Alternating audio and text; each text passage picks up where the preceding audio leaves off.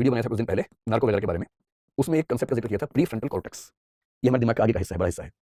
जितने भी complex ideas हैं वो सारे यही जनरेट होते हैं, और जितने भी अपराध हैं वो भी जनरेट होते हैं। इसलिए अपराधी व्यक्ति हो, कोई बहुत सिजोफ्रेनिक किस्म का हो, बहुत टेंशन में रहता हो, एंशियस रहता हो, इन सबका ये वाला हिस्सा काफी एक्टिव होता है। और क्रिएटिव लोगों का, साइंटिस्ट लोगों का भी एक्टिव होता है। तो अपराधियों को ठीक करने के लिए एक थेरेपी निकाली गई थी कि उनका वो हिस्सा बाकी हिस्सों से तार काट देते हैं बीच में, बोलते हैं लोबोटोमी, मैंने जिक्र किया था पिछले वीडियो में। पर मनुष्य जो बहुत बौद्धिक बना उसकी बड़ी वजह है कि दिमाग बड़ा हुआ और प्री फ्रंटल कॉर्टेक्स हमारा मेनली बड़ा हुआ, और हम कॉम्प्लेक्स चीजों पर सोचने की क्षमताओं से युक्त हो गए जो बाकी स्पीशीज के लोग नहीं सोच सकते। इनको हराना बहुत आसान था। जो बाकी स्पीशीज थी इनका शिकार आराम से करती थी, तो एक समय के बाद झुंड में भी रहने लगे।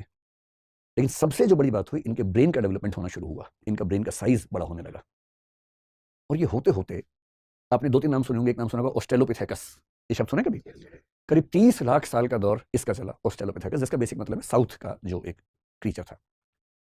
आपने निएंडरथल का एक नाम सुना होगा। निएंडरथल जो था वो पूरी हिस्ट्री में आज तक सबसे बड़े ब्रेन वाला स्पीशीज हुआ, बाद में खत्म हो गया, ऑस्ट्रेलोपिथेकस भी खत्म हो गया।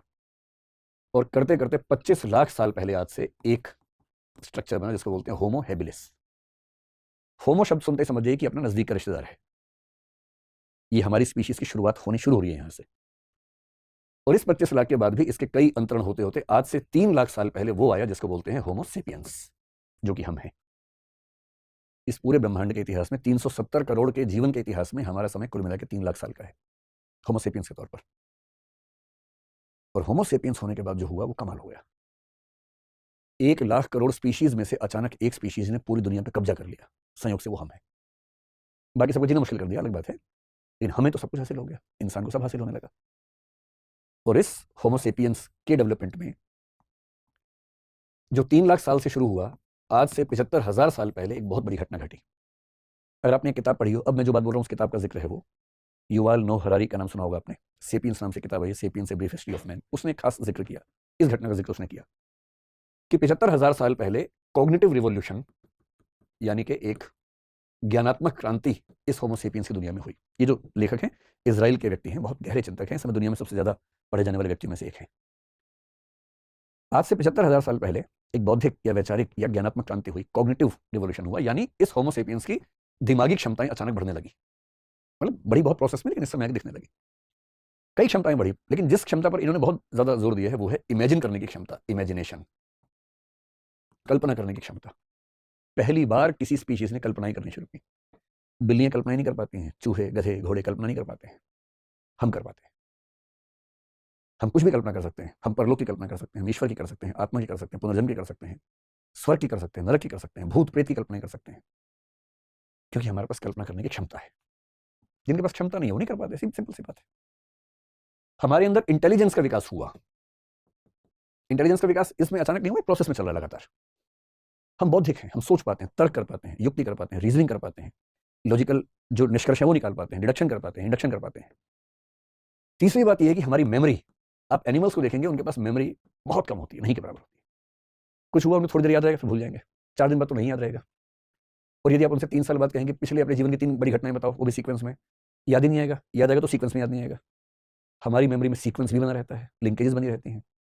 और क्योंकि हमारे पास ऐसी मेमोरी है, हमारे पास ऐसी चिंतन क्षमता है, हमारे पास ऐसी इमेजिनेशन की क्षमता है, क्रिएटिविटी की क्षमता है, और इन सारी चीजों ने मिलाकर हमें एक ऐसी स्थिति मिला दिया कि इससे हमने सबसे पहले बनाई लैंग्वेज। किसी भी दूसरी स्पीशीज के पास उतनी उन्नत भाषा नहीं जितनी हमारे पास है।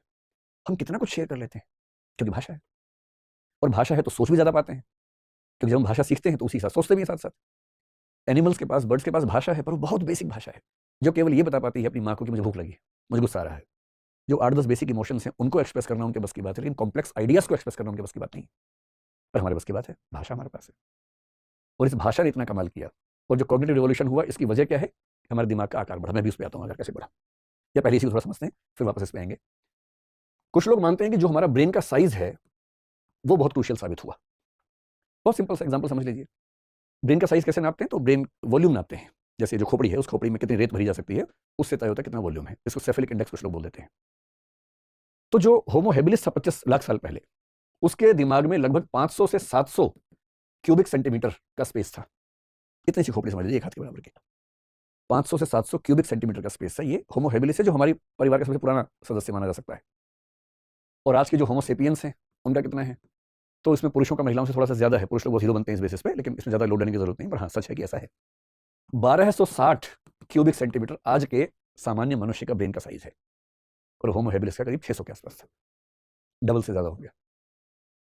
जो औसत रूप से स्त्रियों का है वो करीब 1170 के आसपास है, इसके आसपास से थोड़ा कम ज्यादा होगा, लेकिन लगभग इसकी रेंज में है।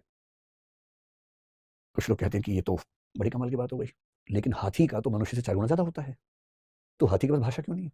हाथी फिलोसफी क्यों नहीं करता? कोई फिलोसफर हाथी आपको दिख जाए ऐसा? बात तो सही है, हाथी का जो सेफेलिक इंडेक्स है या हाथी की जो ब्रेन कैपेसिटी है वो मनुष्य से कम 4 गुना ज्यादा है, और मनुष्य ही नहीं, वो डॉल्फिन वॉल्फिन कईयों के ज्यादा हमसे है। तो ये वैज्ञानिक फिर परेशान हो गए, फिर इन सबको क्यों नहीं फिलोसफी डेवलपमेंट हुई, साइंस क्यों डेवलप हुआ?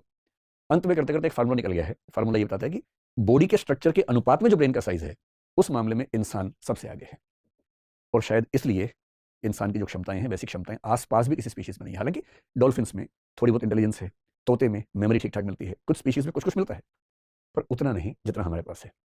हाँ, इलॉन मस्क का बस चला तो आज से 15-20-25 साल बाद ये बातें पुरानी हो जाएंगी, क्योंकि उसकी लेबोरेटरी में कुछ बंदर आजकल वीडियो गेम खेल रहे हैं, क्योंकि उसने एक चिप बना दी है, न्यूरालिंक की कंपनी है, एक चिप बना के उनके दिमाग में फिट कर दी है, और वो 6ठी-7वीं क्लास के मैथमेटिक्स के स्टूडेंट की हैसियत से वीडियो गेम खेलने लग गए हैं।